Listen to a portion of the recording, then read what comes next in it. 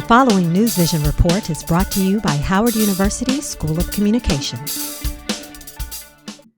Good afternoon. I'm Samantha Chaney, and you are watching NewsVision, the capstone course for broadcast journalism at Howard University. We are officially 1 week away from Election Day with many new developments, including what looks like a new Supreme Court justice. Just days away from the 2020 Election Day, the battle to appoint the next Supreme Court justice came to an end last night with the confirmation and swearing in of President Trump's nominee, Amy Coney Barrett. In the hours since Barrett's confirmation, Senate Democrats are calling to expand the court, reigniting debates and conversations about court packing. Court packing in the current political conversation is the idea of adding justices to the Supreme Court. The Constitution does not specify the amount of justices that can or should serve on the bench. Congress has the ability to change the number of justices that serve on the highest court of the land, needing only the approval of the president. Well, I think the Supreme Court is being packed now. That I think we should not get beyond. That's what Mr. McDonald has been doing. Well, adding justices, I think we need to unpack the Supreme Court. There needs to be balance in the Supreme Court. Republicans continue to ask Democratic presidential ticket Joe Biden and Kamala Harris if they will consider packing the court if they are elected, in an effort to minimize the court's now conservative majority. The race for the White House continues, and in just a few short days, America will determine who will be the next president of the United States. Many Americans are concerned with how the Trump administration has handled the pandemic and other questions whether Democratic presidential nominee Joe Biden can do better. I traveled to the nation's capital and got the story. COVID-19, a word that has become a part of our everyday lives. While the world may be experiencing chronic fatigue, some believe it could have all been avoided.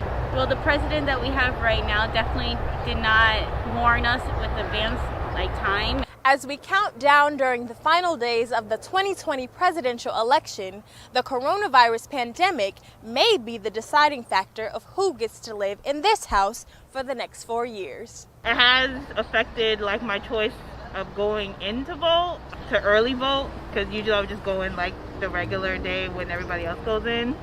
And even now I'm a little bit concerned that it'll be a little bit crowded because there's been a lot of news of people waiting in line for hours.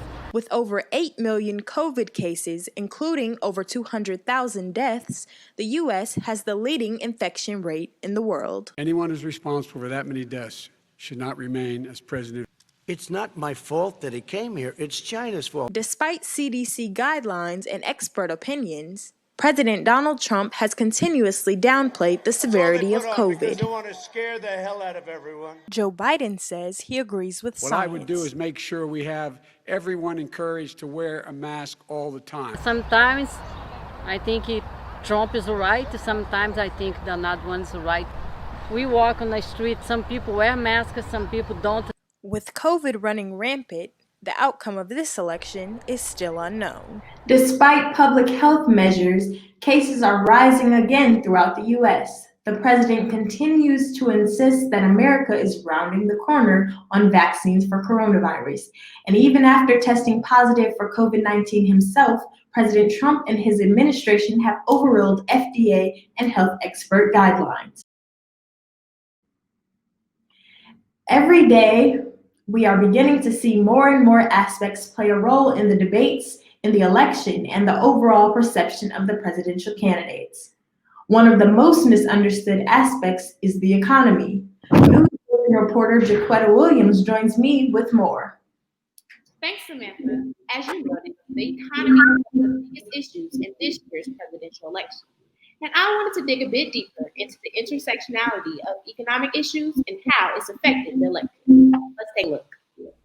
One of the largest factors in the election thus far is the economy. The economic focus of the election began with the issue of trade relations and middle-class expansion.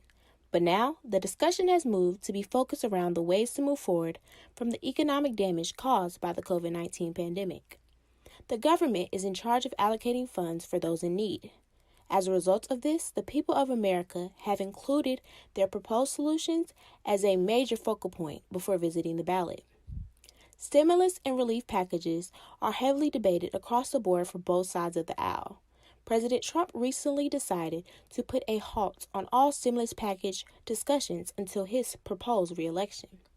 On the other hand, the Democratic candidate, former Vice President Joe Biden, has proposed a COVID relief package that includes prioritizing larger Social Security checks and even a federal-funded vaccine.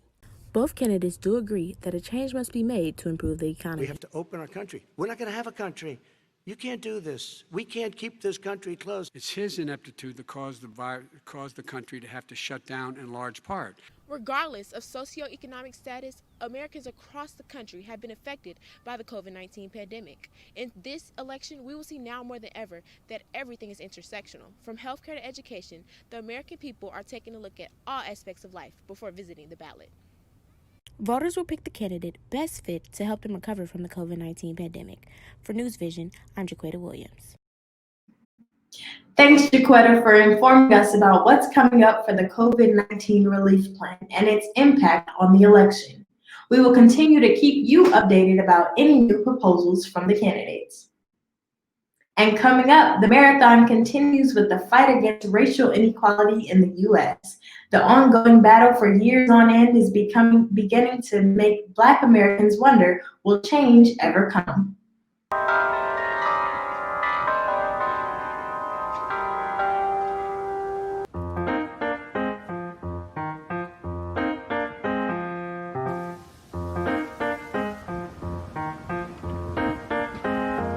Once I stepped on campus, I just felt like I belonged there. Howard is definitely like a place where I've learned to become myself and like fully just like break out of my shell in a sense and like figure out who I am and who I want to be and where I want to be. And that's just like from like, you know, just being indulged in the culture of Howard and being surrounded by like, you know, Black students that are being successful and Black creatives. I'll hold on to the memories forever, and that whatever I did learn at Howard or whatever I can take away from Howard will follow me throughout the rest of my careers.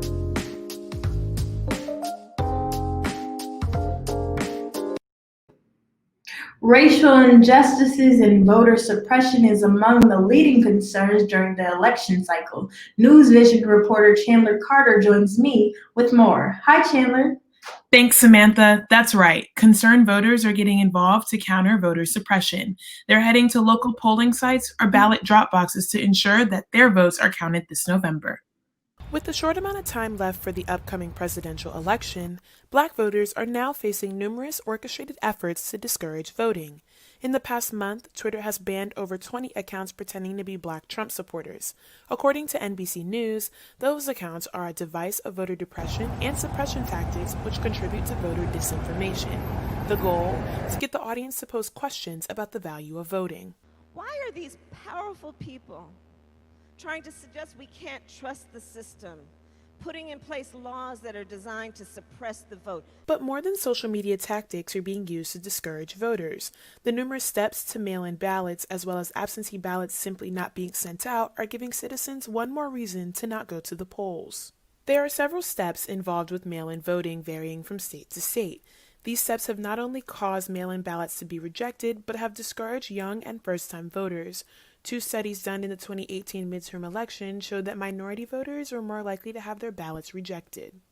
In the 2016 election, there were 231 million eligible voters. Over 49% of voters did not turn out to the polls. It was the worst presidential election voter turnout since President Bill Clinton in 1996. According to a study done by The Atlantic, it is estimated that 60 to 70% of the vote will be casted by mail this year. Also, no major coronavirus outbreaks have been linked or traced to in-person voting. For NewsVision, I'm Chandler Carter. Thanks, Chandler. Voter suppression ranges from strict voter ID laws to social media tactics. For more information, please visit the Brennan Center for Justice or brennancenter.org. And soon, you'll be able to pedal to the polls. Harley-Davidson is set to release their first ever electric bicycle in March of 2021. Electric bike sales surged during the start of the COVID-19 pandemic. They have been described as light, fast, and easy for anyone to ride. It is designed after their original 1903 serial number 1 motorcycle. To pre-order, visit Harley-Davidson's website. Thanks for watching NewsVision. For more coverage, visit our YouTube page at HU News Service. I'm Samantha Chaney, and remember, our vision is your vision. NewsVision, brought to you by Howard University School of Communications.